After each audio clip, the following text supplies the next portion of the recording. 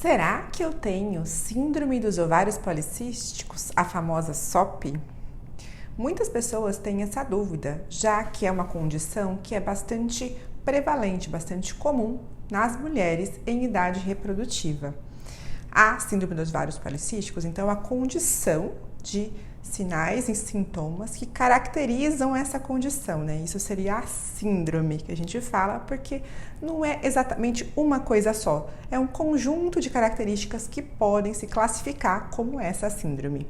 No caso, a gente vai considerar se a mulher tem irregularidade menstrual, quer dizer, fica alguns meses sem menstruar, às vezes fica 3 meses, 4 meses, 5 meses, 6 meses, 2 meses, depende da condição, atrasa mais do que 45 dias, geralmente, para menstruar. Isso é um dos critérios. O outro critério é sinais de hiperandrogenismo. O que é isso? Excessos de hormônios masculinos na mulher. Então, seja no exame de sangue, que aparece um excesso, ou quando a mulher tem sintomas de hiperandrogenismo. O mais característico é o excesso de pelos no corpo. Aparecem pelos em locais que não costuma ter tanto pelo assim, não só naqueles que costuma se ter pelos, né? A gente não tá falando de cabelo, cabelo ao contrário, pode ter queda de cabelo, afinamento dos fios, alopecia androgenética, e também pode ter acne, pele mais oleosa, tudo isso são características do hiperandrogenismo. Em casos mais graves, pode ter sim outras questões associadas a isso, mas na maior parte das vezes são esses sintomas. O outro sintoma que pode ter, né, outra condição que não é um sintoma, seria aparecimento de um padrão de ovários policísticos no ultrassom.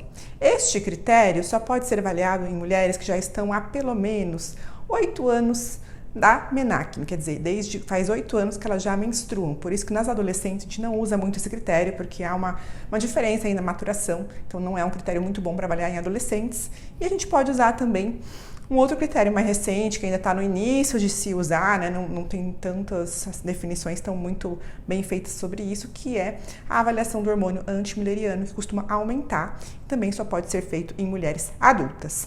Se a pessoa tiver 2 desses critérios, já é considerado a síndrome dos ovários policísticos. E lembrando que no início, quando a gente começa a menstruar, quando a menina ainda é muito novinha, pode ter irregularidade menstrual sem ser síndrome dos ovários policísticos. Por isso que muitas pessoas esperam 2, 3 anos, às vezes, para começar a pensar nessa possibilidade.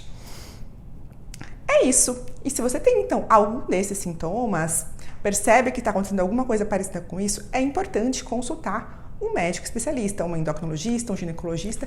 Por quê? Porque esse diagnóstico é de exclusão, porque existem outras condições que podem causar sintomas parecidos, como, por exemplo, alterações na tireoide, alterações no hormônio chamado prolactina, no cortisol. Então, a gente vai avaliar a condição dessa paciente para verificar o que ela tem e, se for o caso, a gente vai fazer esse diagnóstico, então, para poder conduzir corretamente o seu caso. Espero ter ajudado e até a próxima!